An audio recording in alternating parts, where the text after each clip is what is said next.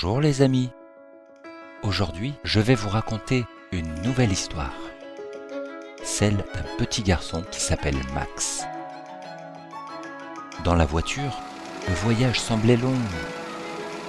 Max reprit pour la 1000e fois. « Papa, on va où ?»« Tu le sauras très vite.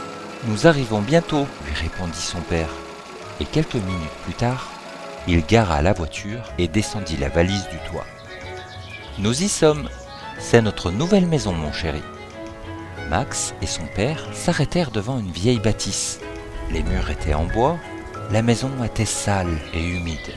« Papa, dit Max, elle n'est pas très jolie notre maison. » Son père le rassura. « Ne t'inquiète pas, je vais rapidement la réparer et tu t'habitueras très vite à notre nouveau chez nous.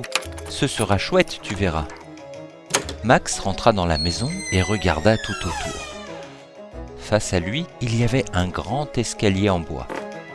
Sans plus attendre, il monta pour découvrir sa chambre. C'était une vieille pièce poussiéreuse. Elle était toute vide. Il y avait comme seul meuble une vieille armoire au fond de la chambre. « Et mon lit, papa, il est où ?» demanda Max. Depuis le rez-de-chaussée, son père lui répondit « Ne t'inquiète pas, le camion avec tous nos meubles arrivera demain. Ce soir, on dort sur des matelas.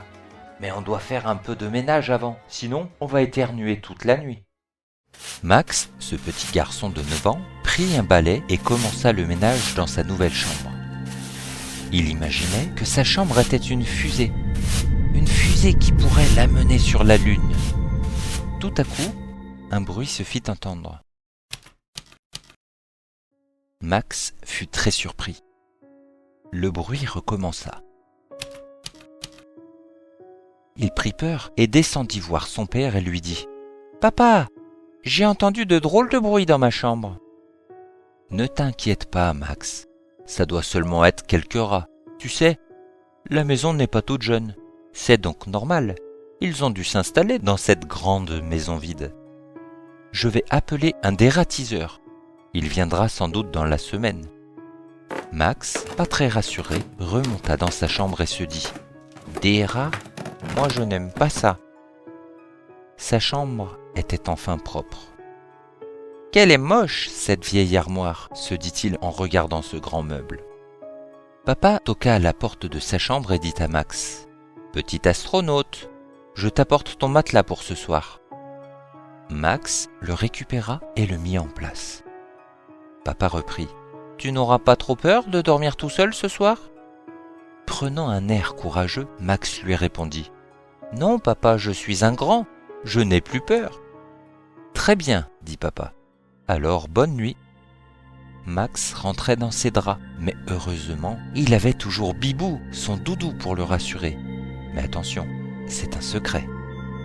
Bibou était un petit lapin jaune, très abîmé, parce que Max le gardait depuis qu'il était bébé. Max s'endormit très profondément. Il rêvait que sa fusée s'envolait très loin dans les étoiles. Il y en avait des jaunes, des rouges, des bleus, et il y avait Bibou. « Coucou Max !» dit Bibou. Max sautait de la fusée et s'envolait avec Bibou. Il sautait d'étoile en étoile. La lune avait de grands yeux et une bouche rigolote. « Coucou Max !» dit la lune. Tout à coup, Max se réveilla et eut très peur.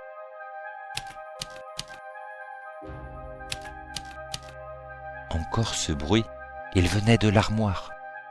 Prenant son courage, il se leva et s'approcha de celle-ci. Il colla son oreille contre le vieux meuble. Ce bruit venait bien de l'intérieur. Pour en avoir le cœur net, Max ouvrit la porte et... Vous connaîtrez la suite de l'histoire dans le prochain épisode.